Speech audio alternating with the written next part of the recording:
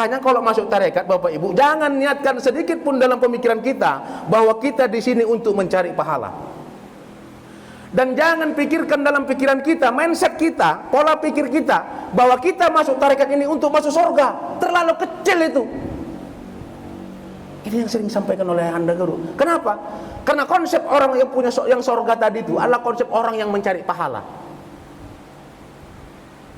Bayangkan kalau orang yang banyak pahala tadi itu, apa bisa jaminan bahwa dosanya juga sedikit? Apa gunanya pahala kita segunung, tapi dosa kita juga segunung? Pak, Pok masih aneh itu, Pak. Kita nggak perlu pahala. Tapi kalau kita sudah mendapatkan ridho dari Allah, itu di atas dari pahala yang kita dapatkan tadi. Kalau ayah bilang itu pahala itu, apa itu, surga itu main anak-anak. Bapak Ibu yang dirahmati Allah Subhanahu wa taala, dalam pelaksanaan ilmu tarekoh, ayahanda tentunya sering berfatwa kepada kita. Ayahanda selalu mengatakan bahwa ilmu tarekoh ini, berzikir ini lebih tinggi daripada wajib. Di mana maknanya tadi? Apa alasannya tadi? Kenapa di atas wajib tadi? Apakah ada ilmu yang ilmu itu perintahnya di atas daripada wajib?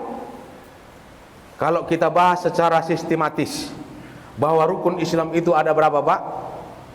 Ada 5. Yang pertama syahadat, yang kedua sholat, yang ketiga puasa, yang keempat zakat, yang kelima naik haji ke Baitullah bagi yang mampu. Nggak ada satu kalimat mengatakan wajib bertarekat di situ. Nggak ada. Kenapa pula dikatakan di atas ilmu syariat ini tarekat? Kenapa lebih tinggi lagi mulianya ilmu tarekat ini daripada syariat? Bahkan lebih mulia lagi orang yang melaksanakan zikir daripada orang yang melaksanakan syariat. Di mana letak sistematisnya? Ini yang pertama. Ini soalnya 1 jam ini, Pak. Tahan kan? Kalau Bapak nggak tahan, saya nggak tahan, wajar. Jadi kalau saya tahan, Bapak wajib bertahan.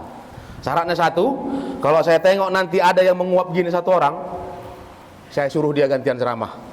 Siap? Siap ya? Bapak Ibu dirahmati Allah Subhanahu wa taala. Dalam ilmu Islam, ya Islam, bahwasanya awal mulanya permulaan kita menyatakan bahwa kita Islam adalah salah satunya wajibnya. Yang pertama adalah bersyahadat. Tidak ada orang Islam itu yang masuk Islam itu tanpa syahadat.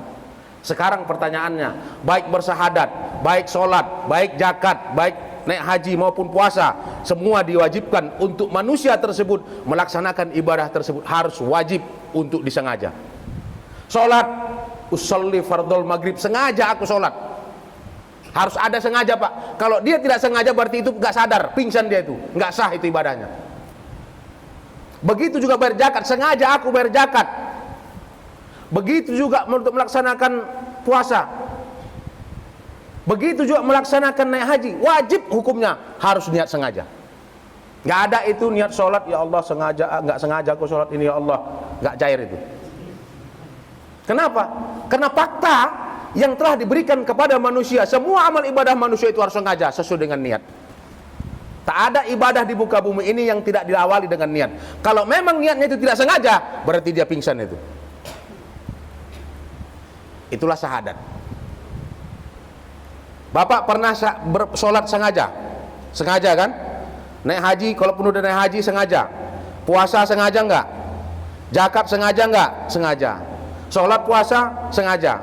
Sekarang pertanyaannya, pernahkah Bapak syahadat sengaja untuk masuk Islam?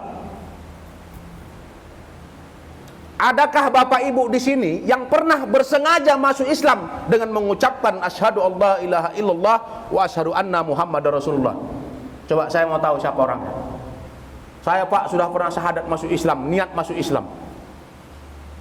Kalau Bapak yang ada di sini, saya yakin sudah bersyahadat, apalagi yang sudah berumah tangga. Kapan syahadatnya? Waktu mau nikah. Kenapa kalau tak syahadat tak sah itu? Mana cair malam pertama. Ini udah dewasa semua ini kan? Aku bersaksi tiada Tuhan selain Allah dan aku bersaksi Muhammad itu utusan Allah. Asyhadu alla ilaha illallah wa asyhadu anna muhammadar rasulullah. Aku nikahkan anak kami Bahron Pulungan SPDI. Contoh ini Pak Ustaz. Sengaja kita. Kenapa dia sengaja? Kalau tak sengaja dia tak akan disahkan dia itu menikah. Itu niatnya untuk nikah, bukan masuk Islam. Coba Pak, kita bayangkan, kita pikirkan, kita hayalkan, kita renungkan, kita ilusikan. Kapan aku bersahadat masuk Islam, niatku masuk Islam? Oh, istriku, anakku, ayahku, bapakku, opungku, tetanggaku, tulangku, semua Islam. Itulah alasan kita kenapa Islam kita sampai sekarang ini. Kenapa kita Islam sampai sekarang ini? Tak bisa kita pungkiri Pak, bahwa keturunan salah satu objek yang paling menentukan sampai saat ini kita agama Islam, karena keturunan. Ada sini yang mu'alaf. Nah, itu lain cerita. Kalau udah mu'alaf, bukan karena keturunan. Jadi keislaman kita saja pun kalau tidak berbaiat di sini, itu belum dinyatakan sah secara hakikat. Kapan kita resmi secara kafah masuk kepada Islam? Pada saat kita berjanji di hadapan khalifah pemimpin kita, secara rohaniah guru mursyid kita. Disitulah saatnya kita bersahadat kepada Rasul dan kepada Allah. Disitulah kita dinyatakan Islam yang kafah. Makanya al-Islamu ya'lu wa la yu'la alai. Islam itu yang paling tinggi, takkan ada lagi agama yang lebih tinggi daripada Islam itu tadi. Alhamdulillah Bapak semua di sini sudah Islam yang kafah. Amin. Tapi walaupun begitu, jangan Bapak nanti korok-korok pulang suluk bahwa belum Islam. Terjadi nanti perdebatan, akhirnya yang datang bukan hidayah, tapi yang datang adalah parang. Ini faktanya, kan dasarnya memang begitu. Bagaimana kita dikatakan Islam kalau syahadat saja pun tak kita pernah bersengaja masuk Islam tadi? Mana buktinya kita itu Islam? Uang sholat aja kalau nggak sengaja nggak diterima. Sholli faradul maghrib Selasa sengaja. Semua rukun Islam diwajibkan untuk bersengaja tadi itu. Inilah alasan kita kenapa kita masuk bertarekoh tadi itu. Kenapa ilmu tarekoh itu jauh lebih tinggi daripada ilmu syariat, dan pelaksanaannya pun ada yang di atas daripada ilmu tarekat, ilmu syariat, yaitu ilmu yang mendekatkan diri kepada Allah. Makanya kalau masuk tarekat Bapak Ibu, jangan niatkan sedikit pun dalam pemikiran kita bahwa kita di sini untuk mencari pahala. Dan jangan pikirkan dalam pikiran kita, mindset kita, pola pikir kita, bahwa kita masuk tarekat ini untuk masuk surga. Terlalu kecil itu. Ini yang sering disampaikan oleh Anda guru. Kenapa? Karena konsep orang yang punya yang surga tadi itu adalah konsep orang yang mencari pahala. Bayangkan kalau orang yang banyak pahala tadi itu, apa bisa jaminan bahwa dosanya juga sedikit? Apa gunanya pahala kita segunung, tapi dosa kita juga segunung? Pak, pok masih aneh itu Pak.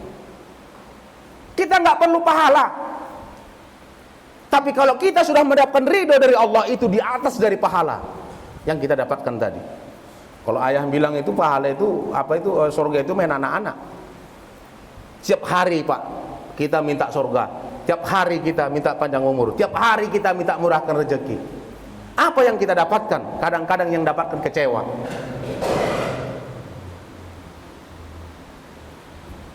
Inilah konsep kita bertuhan kepada Allah Subhanahu wa ta'ala. Itu ada konsep dan caranya yang membuat kita bisa yakin bahwa ibadah kita mampu merubah sikap dan karakter kita tadi. Ilmu tarekoh ini jauh sebelum ada ilmu syariat, tarekoh sudah ada. Kenapa kita katakan? Sekarang di zaman sekarang ini, mulai tahun 922 Masehi, itu ajaran fikih yang paling viral di muka bumi itu ada 4 mazhab.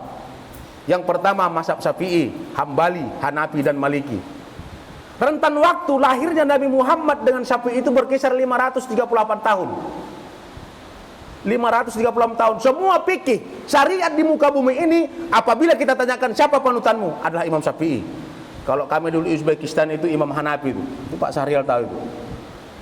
Jadi satu kabupaten itu Pak, itu cuma satu masjid. Kenapa? Karena mereka itu yang penting sholat. Bayangkan kalau pada saat itu Hanafi, Hambali, Syafi'i dan Maliki itu belum lahir, siapalah ikutan kita dari itu. Dan bayangkan pula bagaimana Nabi Muhammad memberikan dakwah tanpa mereka berjumpa dengan yang 4 orang tadi. Inilah ikutan kita. Karena fikih syariat sah-sah saja. Tapi kalau untuk ibu hakikat, tidak akan pernah diturunkan kepada siapapun kecuali orang yang disukai oleh Allah Subhanahu wa ta'ala secara keilmuan, bukan kedarahan. Kalau keturunan Rasulullah secara darah itu mungkin Al-Habib itu gelarnya itu. Banyak di Jawa itu Al-Habib ini, Habib ini, Habib ini. Tidak, bukan darah, tapi ilmu yang diturunkan kepada orang. Itulah namanya bersanad, bersandar kepada Rasul sallallahu alaihi wasallam. Jemaah zikrullah yang dirahmati Allah Subhanahu wa taala. Lalu ada pertanyaan Bapak Ibu, saudara-saudaraku sekalian. Banyak orang yang mengagungkan sholat, betul, paten, luar biasa. Banyak orang yang mengagung-agungkan sholat di masjid berjamaah, paten, luar biasa. Tiru, bahkan contoh kita lakukan. Adakah orang yang sudah memfatwakan bahwa ada lebih mempamerkan ilmu zikir kepada mereka? Baru kita pertanyakan kepada mereka, mana lebih tercipta dulu Nabi Muhammad dengan Al-Quran? Mana lebih tercipta dulu? Mana lebih duluan tercipta Nabi Muhammad dengan Al-Quranul Karim? Kalau memang ini bagian fatwa kita, kenapa nggak Al-Quran duluan lahir? Dan kenapa tidak perintah sholat duluan lahir? Muhammad itu sudah lahir umur 25 tahun. Muhammad itu menikah dengan seorang janda yang cantik dan aduhai, namanya Siti Khadijah. 40 tahun dia diangkat menjadi nabi. 11 tahun dia jadi nabi, belum ada perintah sholat, belum ada Al-Quran turun. Pada saat itu orang banyak beriman kepada Nabi Muhammad. Seandainya mati, kira-kira masuk surga atau neraka itu barang itu? Kenapa dibilang masuk surga? Kenapa? Mereka belum ada perintah sholat 5 waktu, belum ada perintah mengaji, belum ada perintah membaca Al-Quran, belum ada, itu semua barang itu belum ada. Itulah kalimat awaluddin ma'rifatullah. Kalau dulu orang mau beragama itu mengenal Allah dulu. Kalau sekarang 49 tahun beribadah tak kenal Allah. Itu bedanya dengan zaman sekarang.